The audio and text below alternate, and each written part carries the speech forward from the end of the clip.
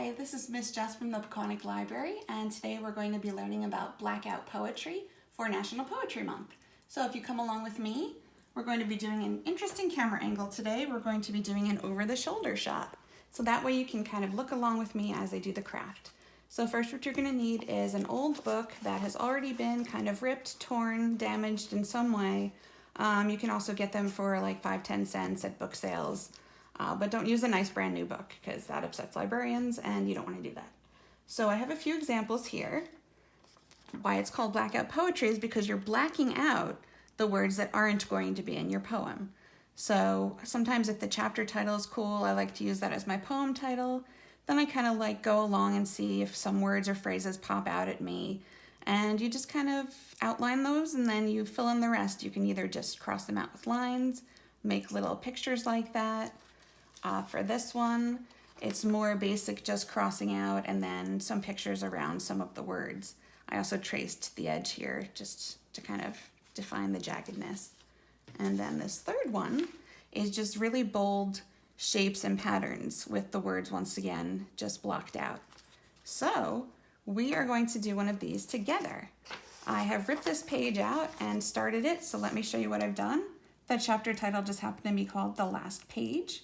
So I've seen heavy curtains, the door closing, if you don't mind, and then I like this here, nearly crashing into a skinny girl. And then, how about her mouth dropped open, and then, but you aren't somewhere else that's rather far away. Okay, so we've got heavy curtains, the door closing, if you don't mind, nearly crashing into a skinny girl, her mouth dropped open, but you aren't somewhere else that's rather far away. Okay, so that's my beginning. Then I'm going to start, usually I like to cross out the lines with the words just to kind of give me a base so that way it's not distracting from the words that I've chosen. So I like to do the lines with the words and then the lines above and below. This is just the way I do it. There is really no right or wrong way to do this. I'm just showing you kind of one skill. And you can do multiple words on each line. You can go diagonally, you can go upwards, back and forwards, any way you want. So here we've got some nice crossouts. Okay. Then maybe I want to use something, sometimes I like to highlight action words, so crashing. Maybe I want to do something like that to show it's crashing. Then I can do, let me take the green. And we want to do kind of like heavy curtains, so maybe we can make some actual curtains here. It doesn't have to match the words. It's just sometimes something to kind of get your brain flowing. Even just get some kind of patterns going, some colors.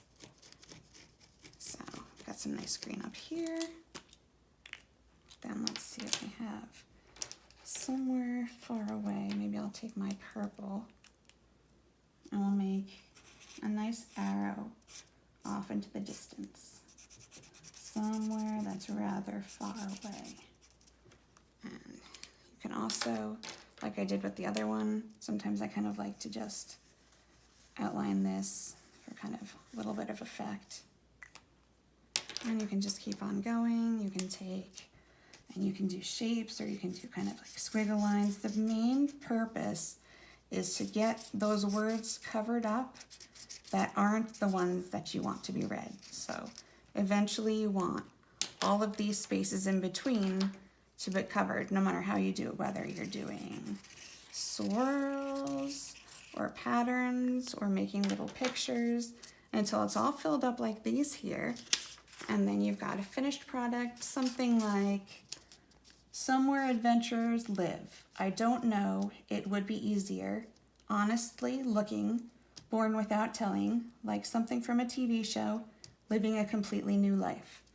And my new favorite one, time works differently in books.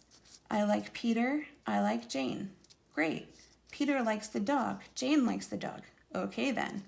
Nothing appeared to happen. the next day, the next week, even longer, how long it would take 151 years later.